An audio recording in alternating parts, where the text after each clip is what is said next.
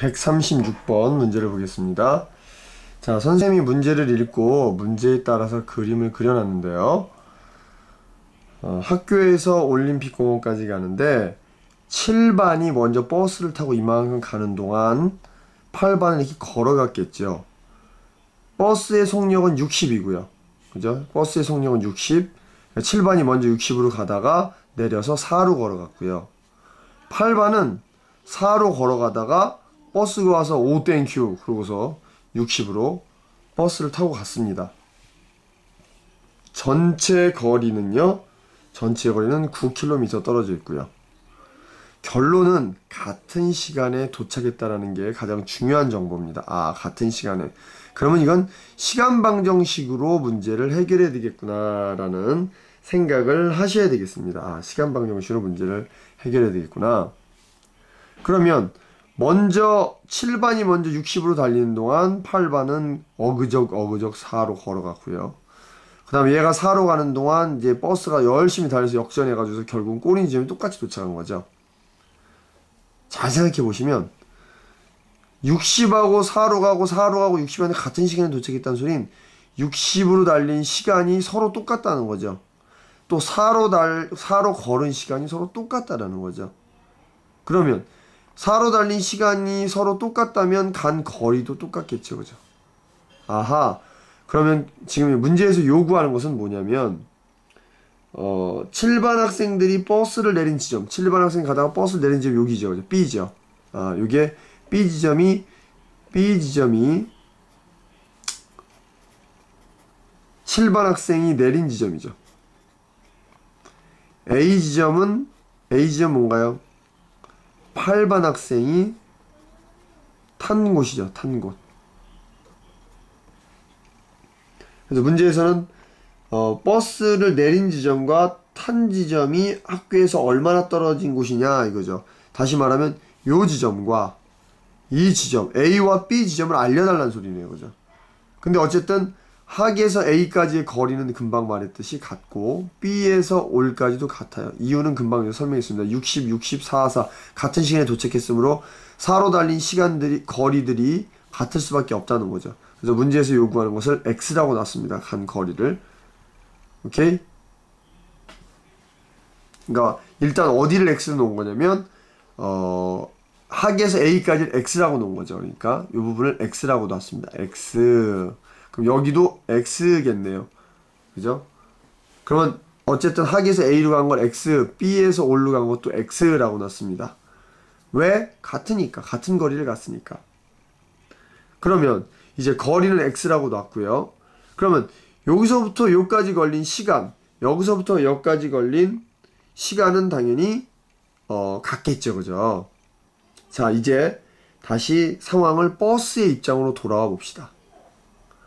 버스는요, 버스의 상황을 한번 잘 보겠습니다.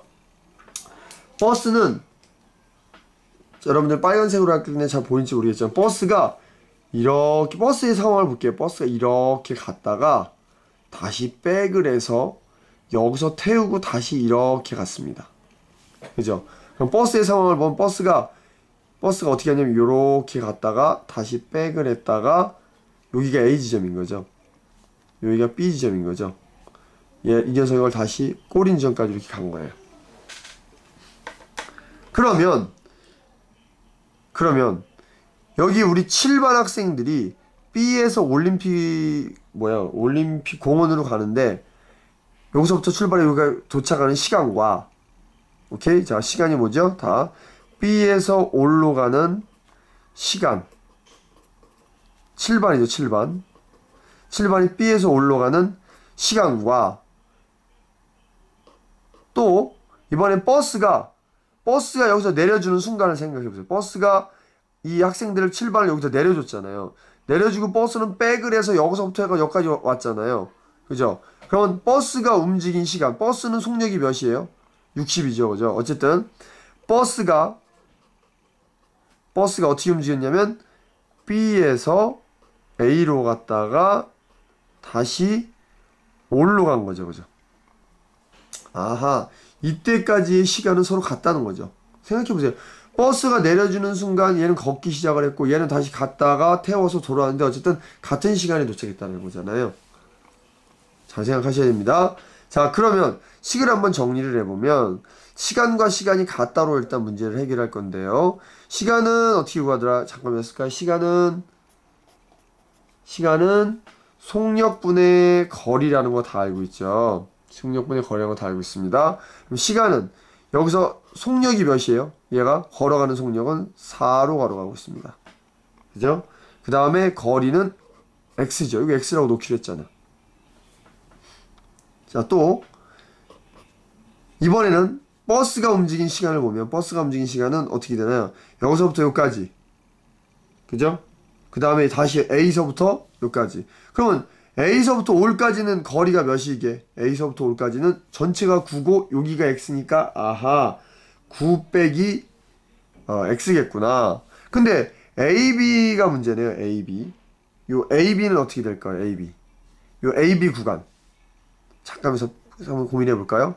여기서 A에서 B까지의 거리는 어떻게 될까요? 거리. A에서부터 B까지의 거리는 얼만큼일까요? 생각해봐. 여기가 X고 여기가 X니까 요 사이는 뭐야? 그렇죠. 9에서 2X를 뺀 만큼이죠. 9에서 2X. 아, 여기 A에서 B까지 오는 9에서 2X만큼을 뺀 거리구나. 그런데 9에서 2X만큼 뺐어. AB 뺐어요. 그럼 버스가 움직인 거리는 요렇게 갔다가 이렇게 간 거잖아. 그럼 이 부분을 AB를 몇 번 왔다리 갔다리 한 거야? 2번.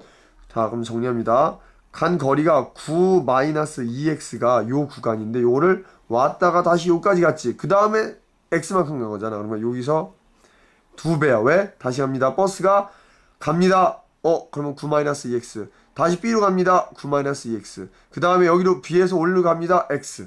동의되시죠? 거리가 이렇게 됐습니다. 거리. 속력은 몇이었더라 아까? 버스의 속력은 60으로 갔습니다.